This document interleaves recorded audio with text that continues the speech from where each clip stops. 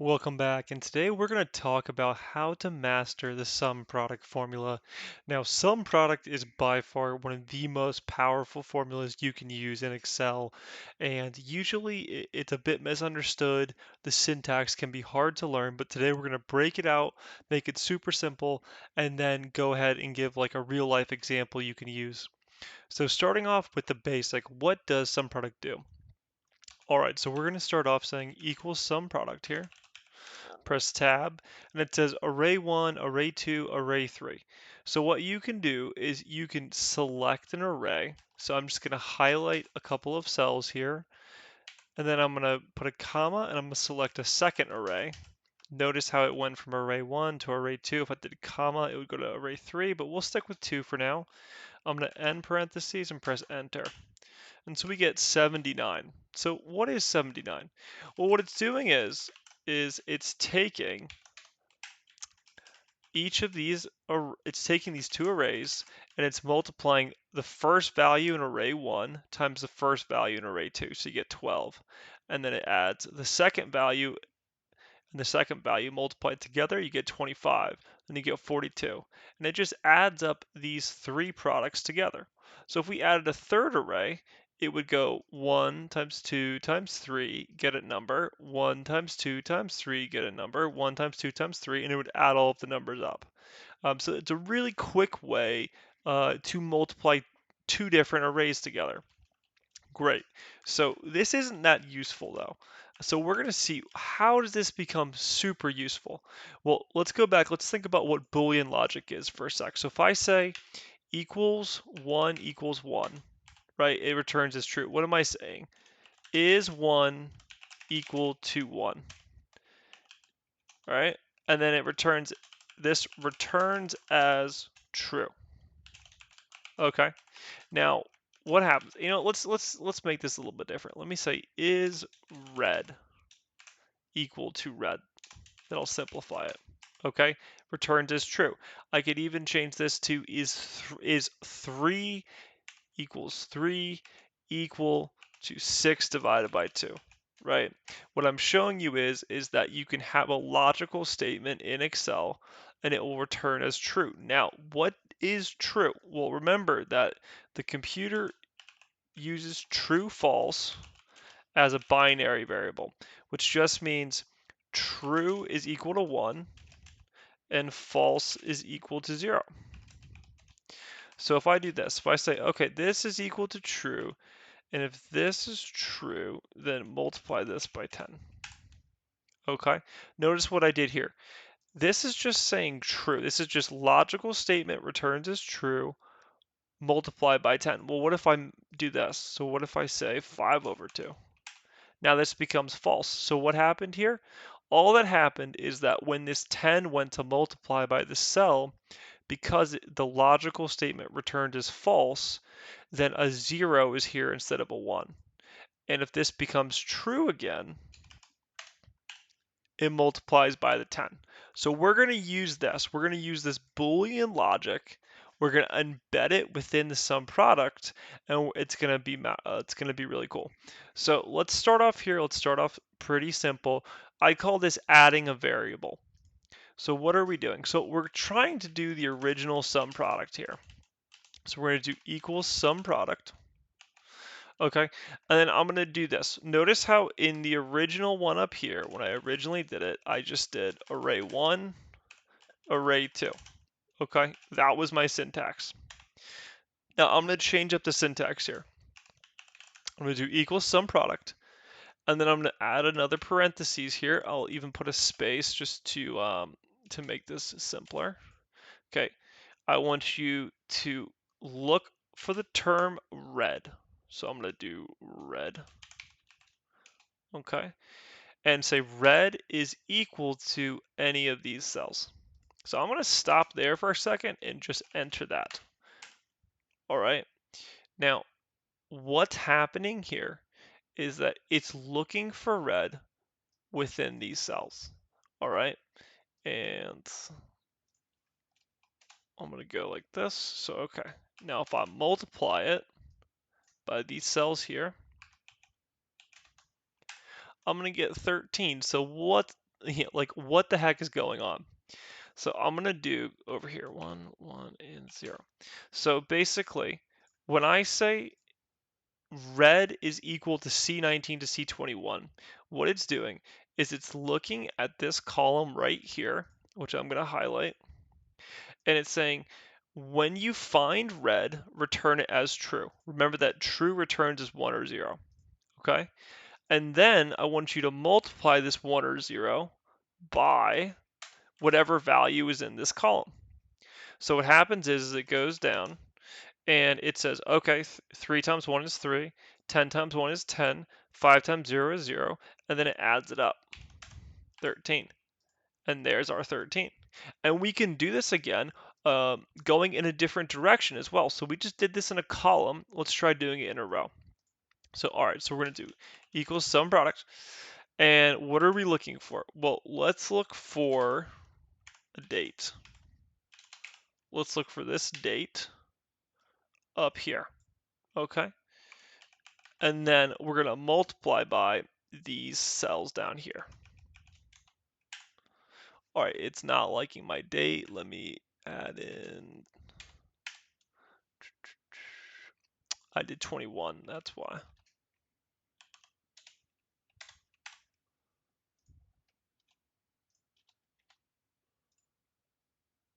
All right, just 1 second.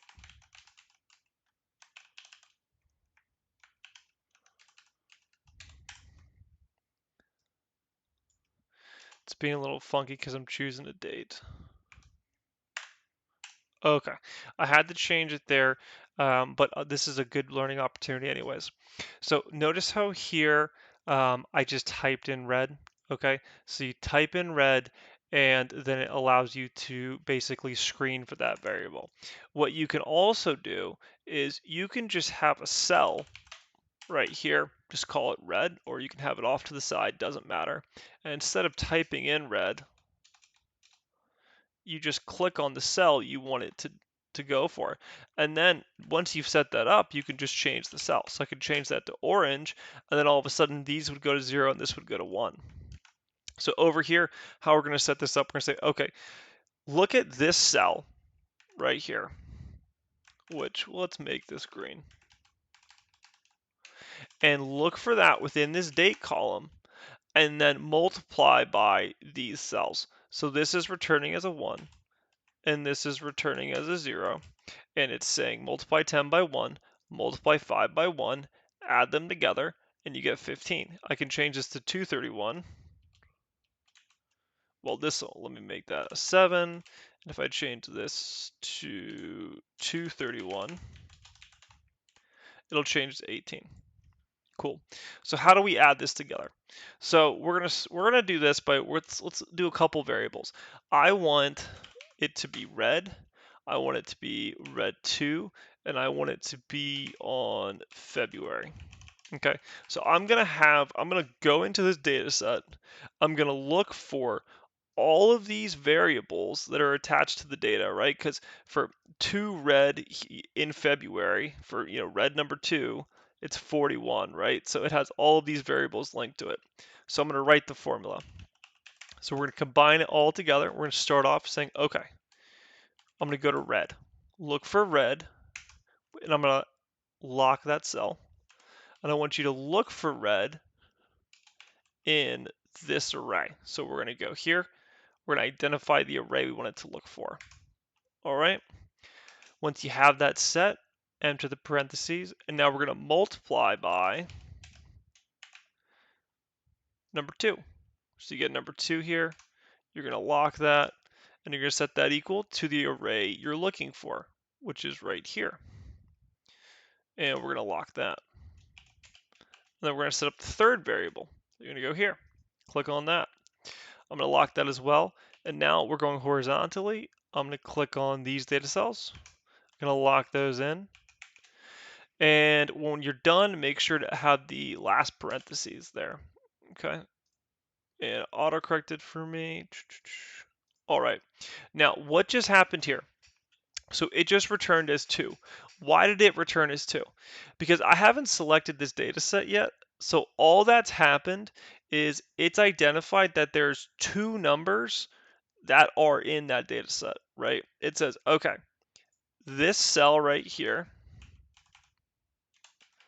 and this cell right here are the two numbers in there. Now, if I add in, which will be the final step here, I'm going to add in the actual data set.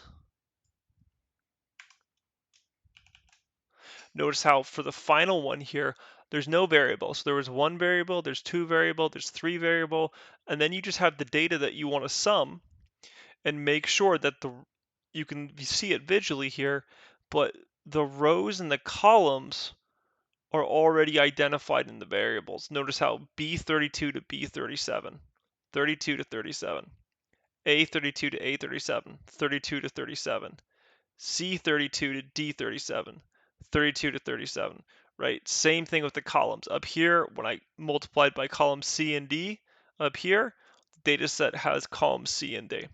So you will get errors from time to time if you don't pay attention to that. All right, and we got 108, right? Which is just these two numbers. Now, where can the syntax go wrong? You can forget a parentheses, and it'll say, hey, do you want to add the parentheses? You say yes. Or what if we did this? What if when we were writing this thing up here, what if we forgot to include the February? What happens? Well, now it won't work, right? Now it won't work. So we got to make sure that when we do this, it's the right amount of data there. You have to make sure it's screening across. Now, how is this important, right? Because I showed you, okay, you can import these variables, you can use Sumproduct, right? And it zeroes out the ones that aren't what you want. It's really cool. How do we actually use this? Well, imagine we have a data set here.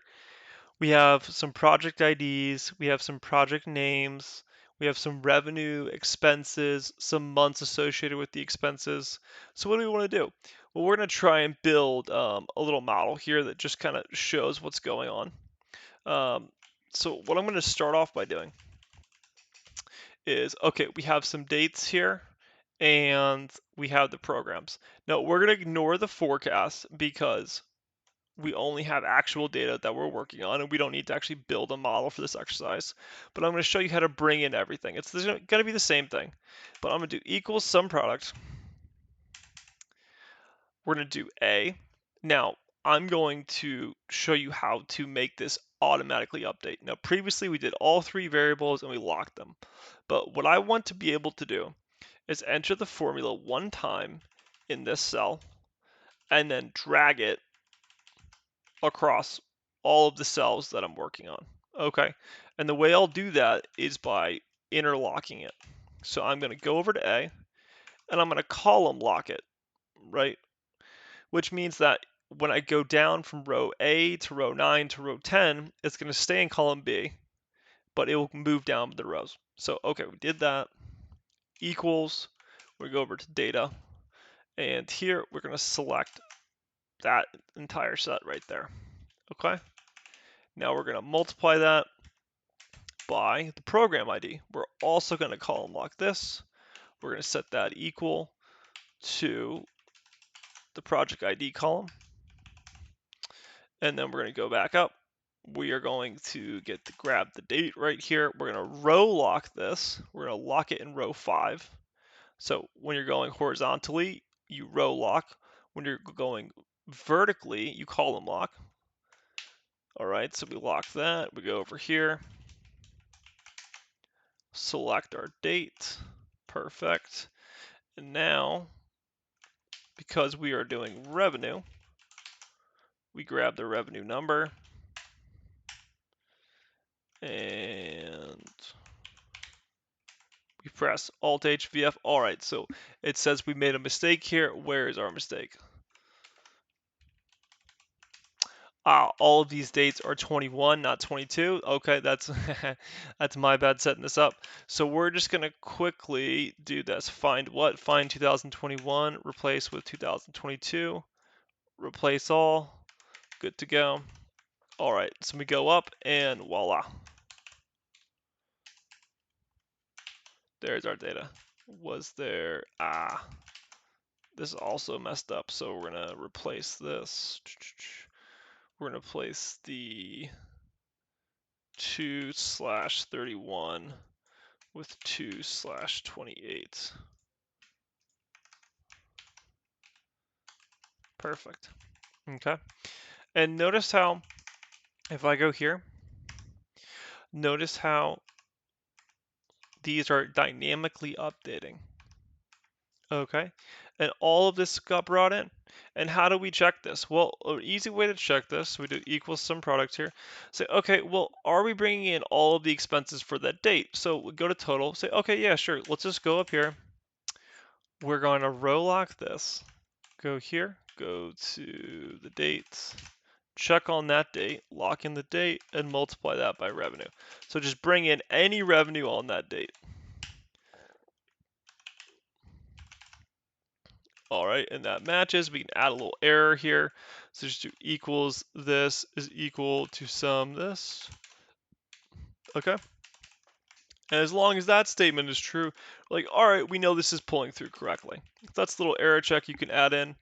And you can update this more. You could go all the way through. Now, if you wanted to do it for expenses, all you would do is you'd copy this and you would paste this right here. Okay, this would all update, and then all you would do is you say, okay, that final data set, instead of it being C, we need it to be D.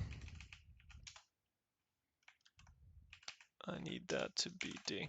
Okay, so what happened? All I did, instead of it being this, it's this.